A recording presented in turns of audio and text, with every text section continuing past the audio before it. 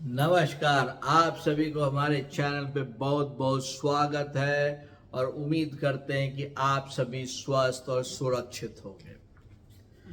तो मैं आज आपके सामने एक बहुत ही डिफरेंट टॉपिक लेकर आया हूं और मुझे उम्मीद है कि यह टॉपिक आपके लिए बहुत इंटरेस्ट का होगा।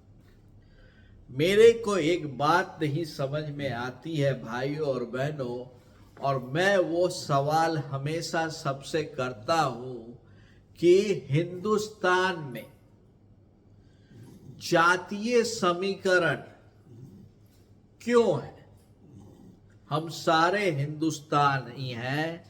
जब 1965, 62, 71 और 99 की लड़ाई हुई थी, तब हम सभी ने हॉस्पिटल जाके, शिविरों में जाके अपने खून का दान किया था अपने सैनिकों के लिए, और गर्व से किया था और गर्व से बोला था कि हम सब हिंदुस्तानी हैं।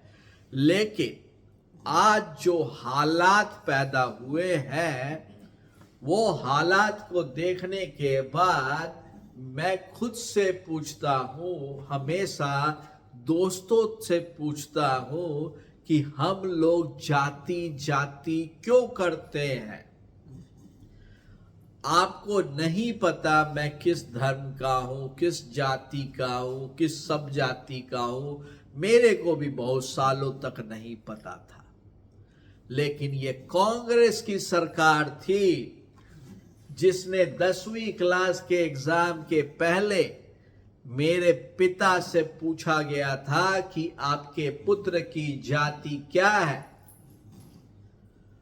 तो मेरे को उस दिन अपनी जाति का पता चला। आज के दिन में कोई भी इंसान यदि जाति पर बात करता है तो उस पर भी पार्शियलिटी होता है।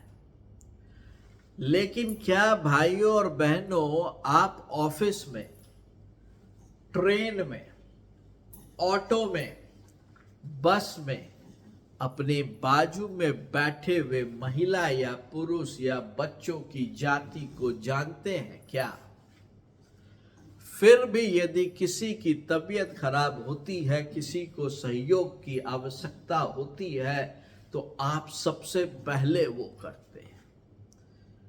तो क्या ये सही नहीं है कि हम लोग सभी में कोई जात पात का भाव भेद नहीं है, लेकिन हम लोगों के अंदर में डाला जा रहा है, दूषित किया जा रहा है, और इस दूषित करने के पीछे है राजनीति कि वो गद्दी किसको।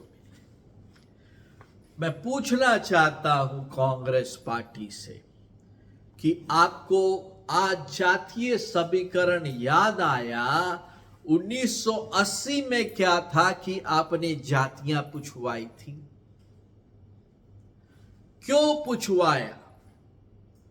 और आज आप 44-45 साल के बाद भी उसी जाति पे अटके हैं और अपने को सेक्युलर कहते हैं। कांग्रेस से बड़ा जातिवाद पार्टी कोई नहीं है।